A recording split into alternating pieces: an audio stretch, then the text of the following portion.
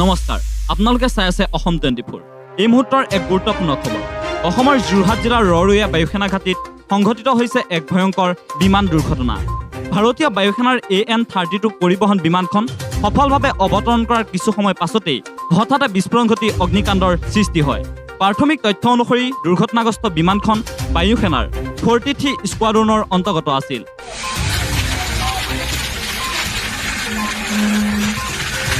বিমানখন মূলতঃ সামগ্ৰী কঢ়িয়াবলৈ ব্যৱহাৰ কৰা হৈছিল।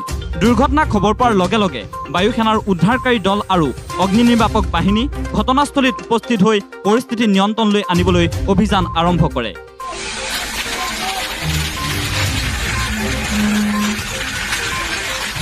এই দুৰ্ঘটনাত squadron leader Prashant Singh, flight lieutenant Shubham Kumar, sergeant Jitendra Sharma, Agniveer Vayu খেমাৰাং কুমাৱৰ, অগ্নিবীৰ বায়ু ডেনিছ আলম শ্বহীদ হোৱাৰ খবৰ আমাৰ হাতত আহি পৰিছে।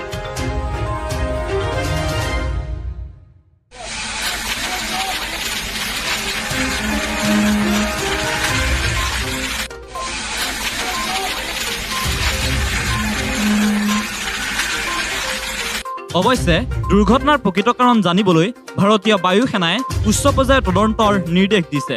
প্ৰযুক্তিগত ত্ৰুটি নে আন কোনো কাৰণত এই বিস্ফোৰণ সংঘটিত হ'ল সেয়া তদন্তৰ পাছতহে স্পষ্ট হ'ব। যোৰহাটৰ দৰে গুৰুত্বপূৰ্ণ বায়ুসেনা ঘাটিত সংঘটিত এই ঘটনাই সমগ্ৰ অসম তথা দেশজুৰি উদ্বেগৰ সৃষ্টি কৰিছে।